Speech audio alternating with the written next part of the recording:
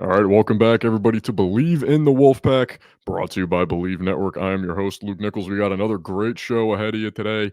Got some football later in the show, but right now we're going to start with the men's basketball team that won big over MD Eastern, last night, 93-61. It was a close game for the most part, honestly.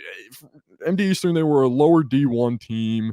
They, coming in on the David Thompson statue unveiling night. And honestly, it's one of those games where, kind of like in college football, where you set up to play a lower D1 school to kind of get your hopes up. But regardless, the Pack took care of business. And really, like I said, MD Houston really hung in there for the most part. In the second half, early in the second half, they were only down by about 8 points at one point. So they were sticking in it. I'll give them credit, but right around 7 minutes left, the Pack really just pulled away, and that's the reason that it was a 93-61 final score.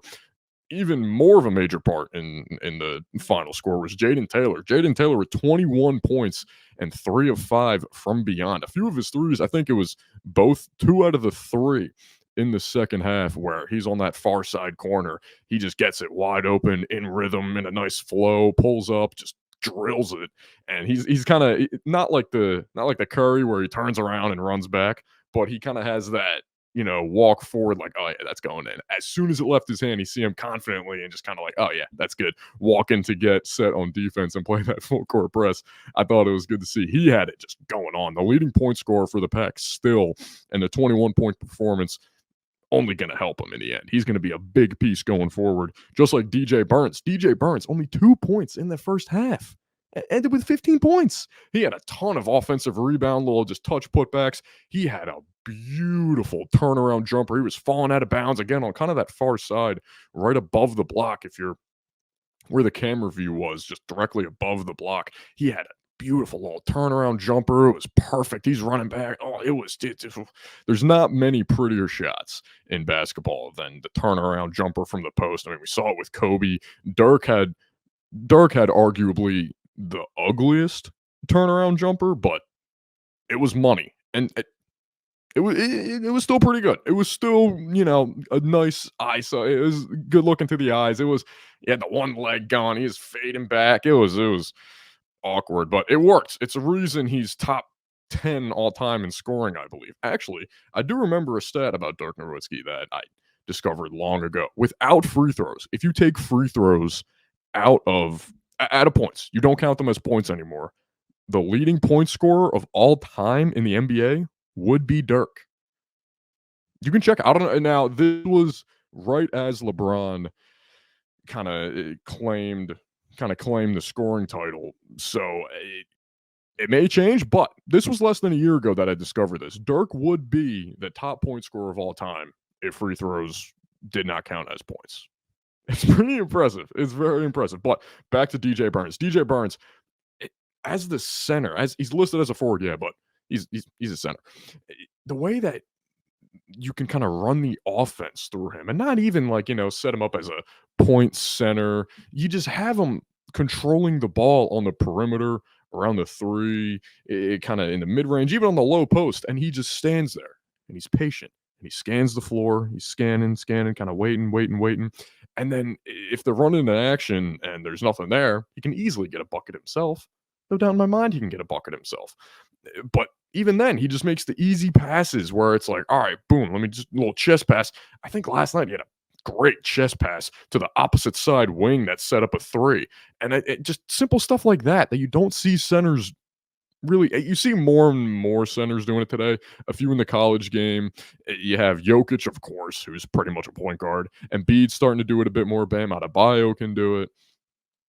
Karl Anthony Towns at some point. But for the most part, having that as a tool in the college game is so useful and almost underrated to a point where you can trust your big man with the ball. Even if he has to put it on the floor, you trust him that he's going to make a smart decision, and he's almost always making the correct decision. I get it. It was only one game, a 30-point blowout win, but still, we're going to be seeing this for the rest of the year, whether it's against the lower D1 teams, whether it's against North Carolina down the line. It was just good to see, and it's very nice that we can rely on Burns just to, just be smart with it. And it doesn't even seem like it's kinda like he's forcing it. It's just natural to him. It's like, "All right, let me just control, control, control. All right, nothing, boom, little drop step, nice touch of the rim," and that as well. All of the centers in college and NBA and every level, even guards and forwards that have just the worst touch around the rim. And it's not, one of those things that it's like, oh, he's got a great three-point shot. He's got, a great floater or a mid-range jumper.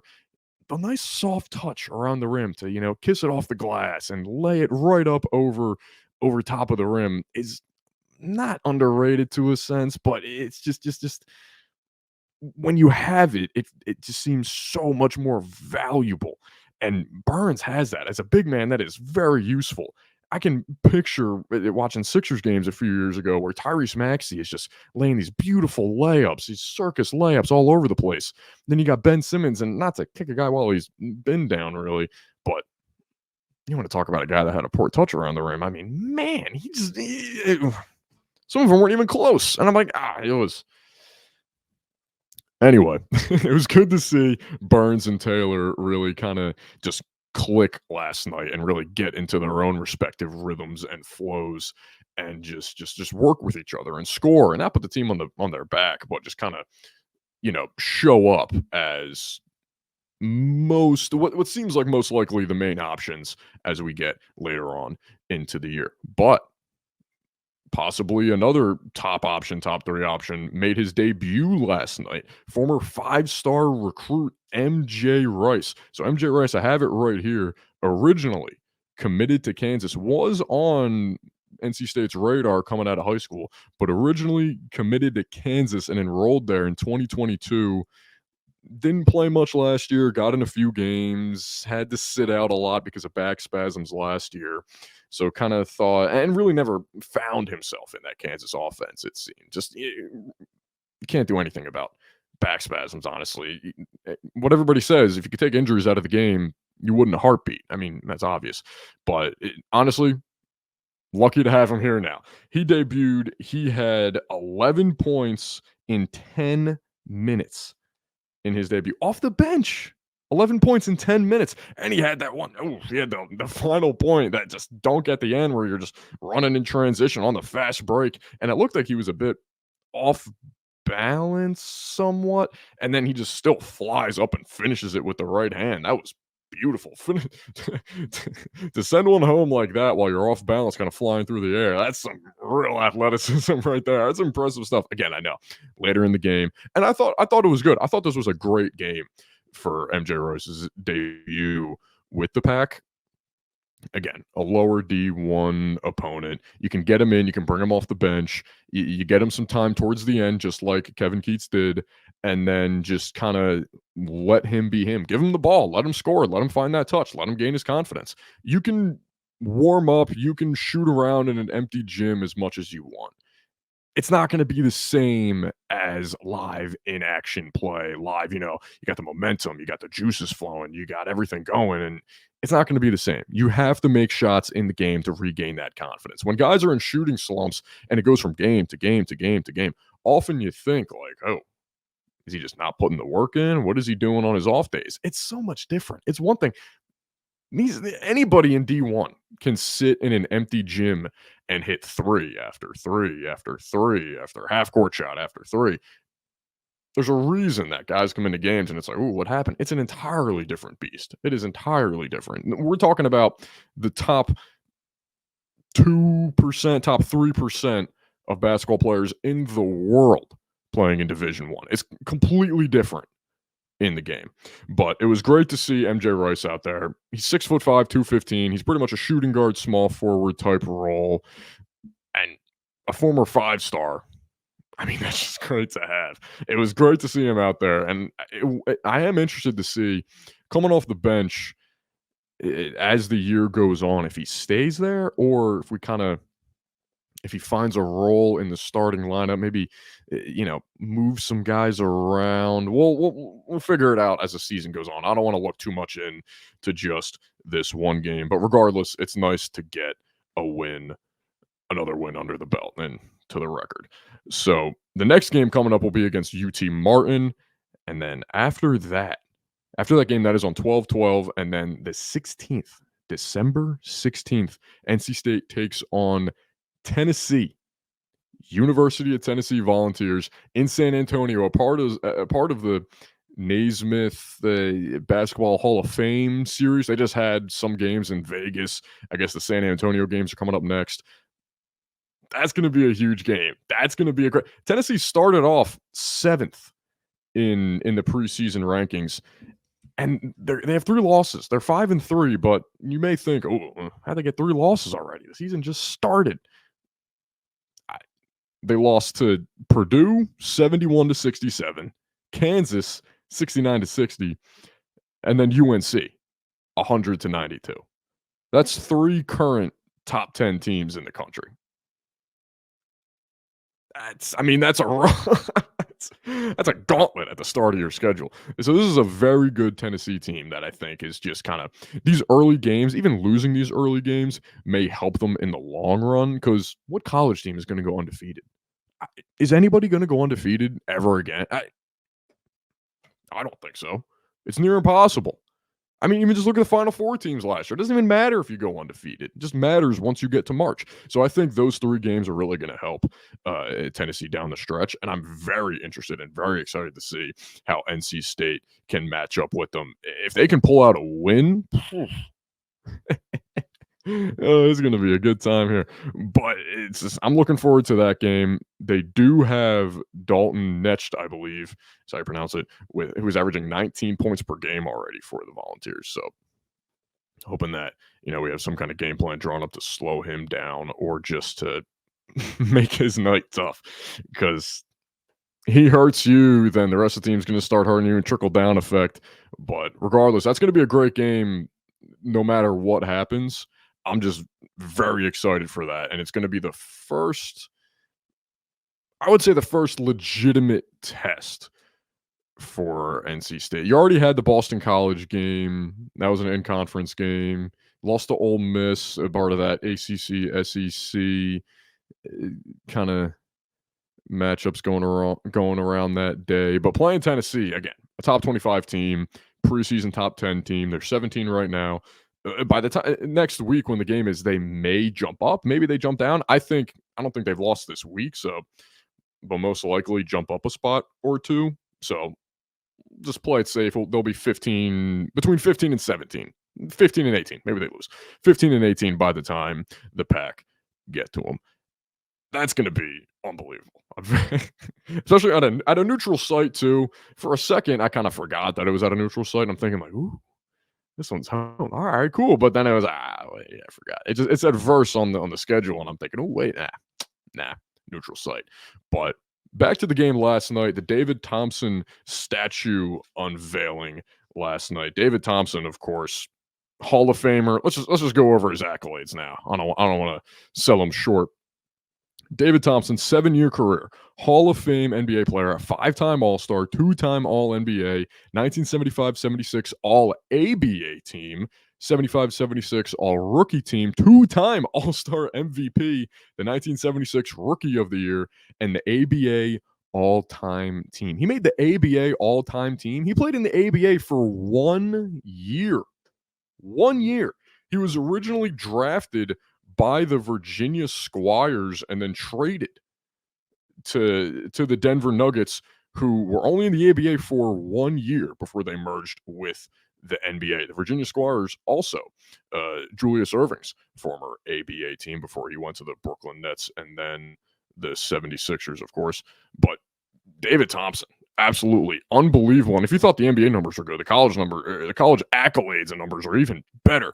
Obviously, champion, NCAA All-Tourney team, All-Region team, the Tourney's most valuable player, 2-time AP Player of the Year, Naismith Award, 3-time All-ACC, 3-time ACC Player of the Year, 3-time All-ACC Tourney player. He was the ACC player 3 years in a row. He played 3 years at NC State. And the numbers are just, he played his sophomore, junior, and senior year. He played 27 games his sophomore year, 31 his junior year, and 28 his senior year. His sophomore year averaged 24.7 points per game, 8 rebounds, on 56% field goal percentage. Junior year, 26 points per game, 7.9 rebounds a game. Someone's got to give him that one more rebound. Just bump it up. Why not? It would look much cleaner. On 54% from the field. And then his senior year, 29.9 points per game. He was that close to 30. 8.2 rebounds and 54% from the field. Unbelievable. Was the first pick in the ABA and the NBA draft.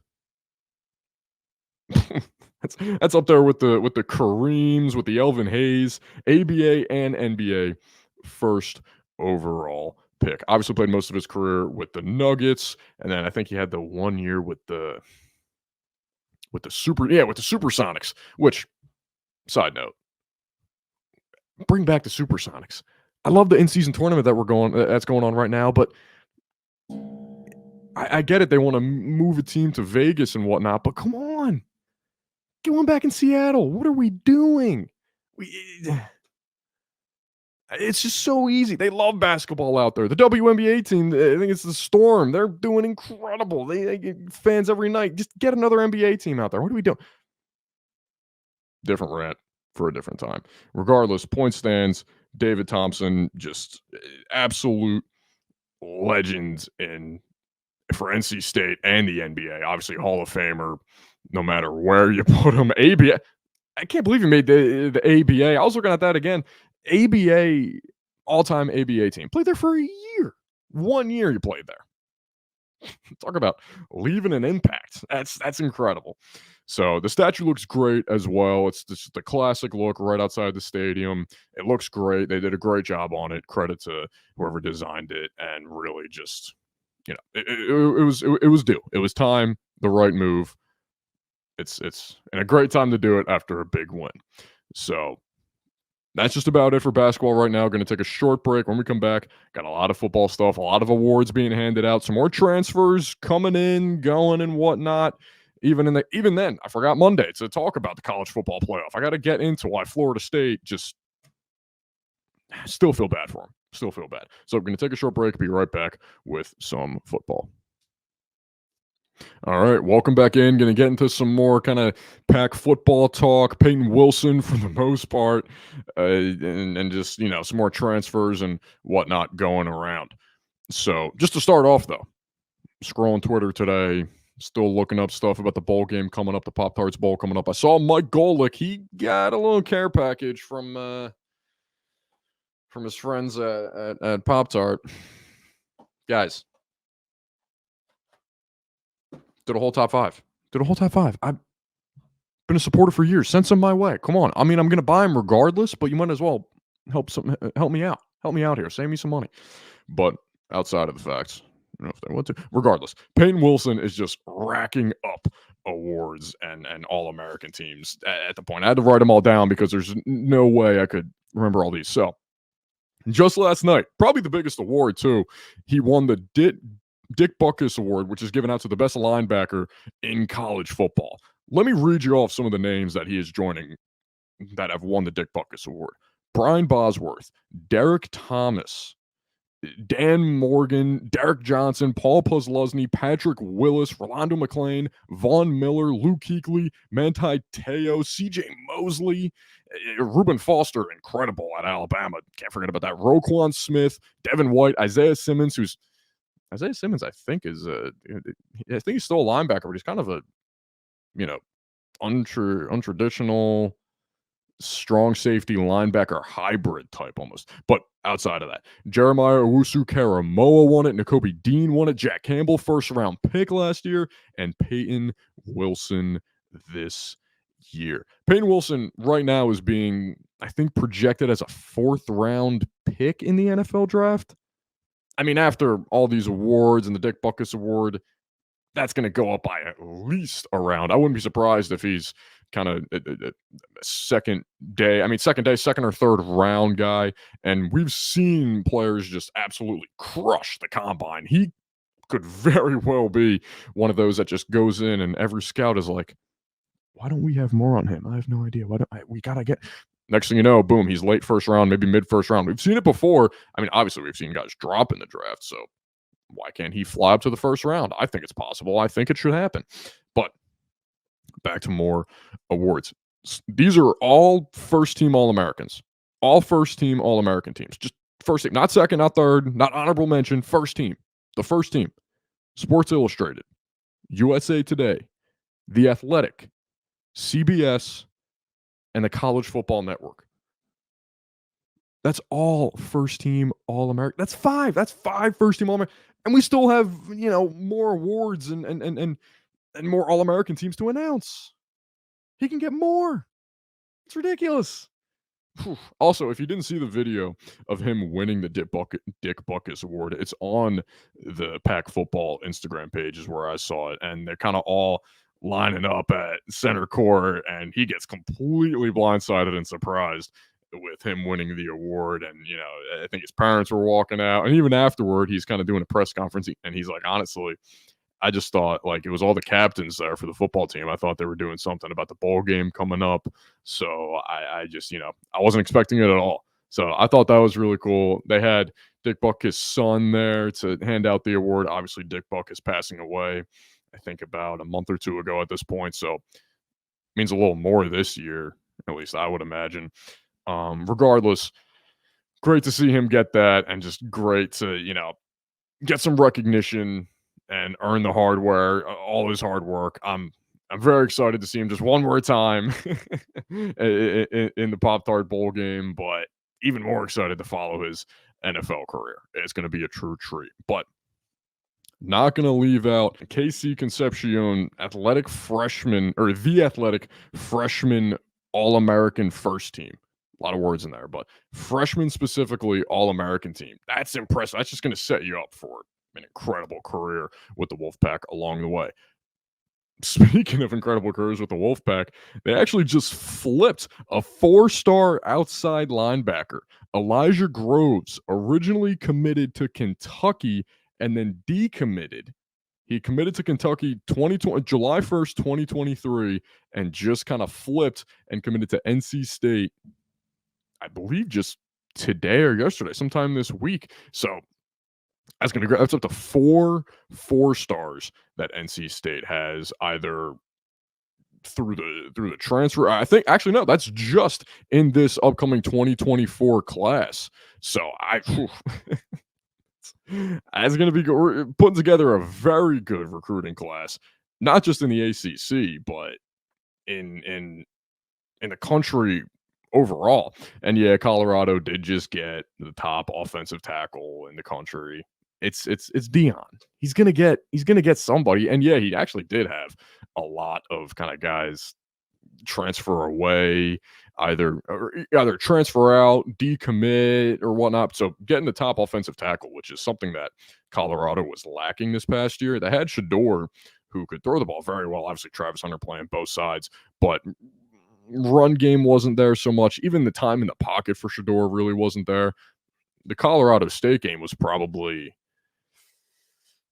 I think it was the most hyped up Colorado game, probably the most hyped up college football game of the year. Everybody was watching it, and Shador had no time in the pocket. It felt like he was getting not even blitzed, just 4-man rush was getting to him in a second.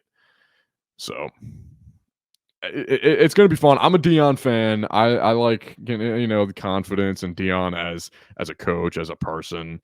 So it's going to be good to kind of see. And he's still very early in his college football coaching career. It's going to be very exciting to see let's be real. He's going to get a job somewhere higher up than Colorado in the near future. So I'm just going to enjoy him being at Colorado and just seeing how far he can really get them. Now that they'll also be in the Big 12, which is going to be a challenge. Yeah, Texas is leaving, but it's still going to be a challenge because you do have more teams joining, and already the great Big 12 teams that are in that conference. So, all right, Florida State, I meant to mention it in the first show, but we're going to go over it now. I get it. You lose Jordan Travis. You lose your starting quarterback. You don't look great against Louisville at all.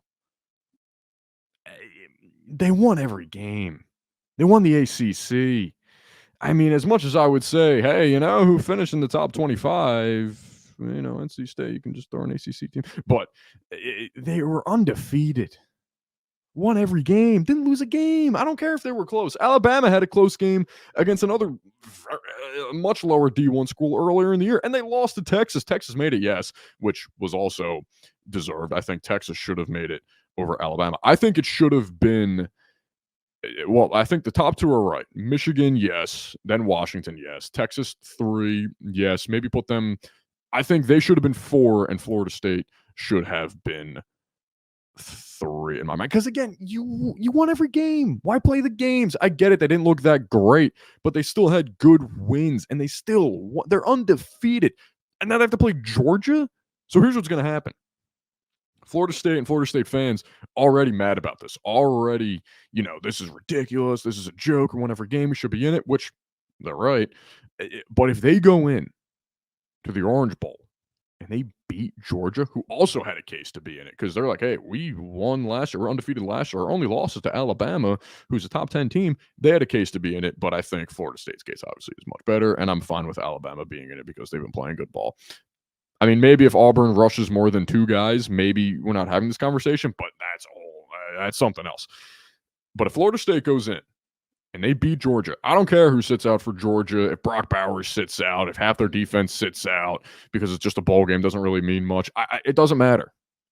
If Florida State beats Georgia, we're going to be hearing that Florida State is the true national champion being thrown around just like UCF a few years ago. And this is going to be much harder. This one's going to be much harder to be like, hey, no way, not at all. You're not the champion. You didn't play. Blah, blah, blah, blah. They're undefeated, and they should have been in the college football playoff. And they beat Georgia, who is still arguably the best team in the country. Listen, if I meet a Florida State fan and he's like, hey, we were the champions in 2023, 2024, I'm not going to tell him no. I'm not going to argue with him. I'm not going to debate with him. Oh, it actually was, honestly, my pick. It might be Alabama to win it just because it's Alabama and Nick Saban, and Harbaugh can't win the big game. And honestly, I would like to see Washington win it just as like one last hurrah again for the Pac-12. So maybe they're going to be my pick. We'll get to college football playoff later when we really get close to it. But hey, if Florida State beats Georgia, that college football playoff committee is gonna they're gonna have a lot of explaining to do. But just to finish off NC State football, Peyton Wilson, KC Concepcion, so far the main two getting some award and accolade love this year. I imagine Peyton Wilson is going to get a few more first-team All-Americans and some more second, third teams here and there, some more awards. Who knows? So we'll keep an eye on that throughout the rest of this week and also next week. So just wrapping up the show here, want to end on something about Jimmy V being Jimmy V Cancer Research Week. If you can't donate, just at least, read about Jimmy V. Just educate yourself if you don't know. I mean, it's Jimmy V. Come on.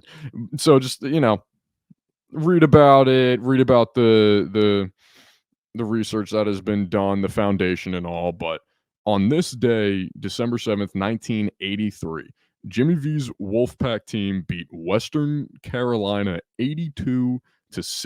40 years ago today, NC State beat Western Carolina 82-61, improving their record to 6-1 on the year, and they were 8th in the country at the time. This was coming off a Virginia Tech loss. Was it Virginia? Yeah, it was Virginia Tech. So coming off a Virginia Tech loss as well. Rest of the season, I'm pretty sure that was an NIT year for NC State. So, didn't go the way you planned it. But 40 years ago today, pretty cool to see. Some notable names on that team was Spud Webb, of course.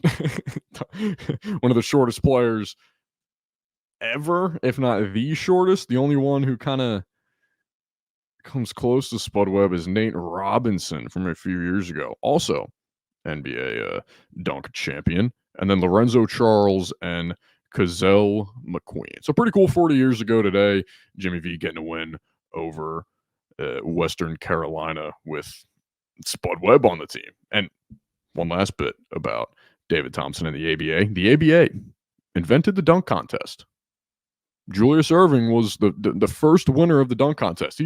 That's when he did that kind of first dunk from the free throw line, and everyone's kind of looking around like he's not. See him run back, and they're thinking he's not gonna. Is he gonna do it? And they see him kind of, oh my God, and you get all excited. So yeah, ABA, inventors of the dunk contest. We can thank the ABA and that red, white, and blue ball for the NBA dunk contest that we all know and love every other year now. So that'll conclude the second episode of Believe in the Wolfpack. Thank you for listening in. We'll be back with more, and I'll see you next time.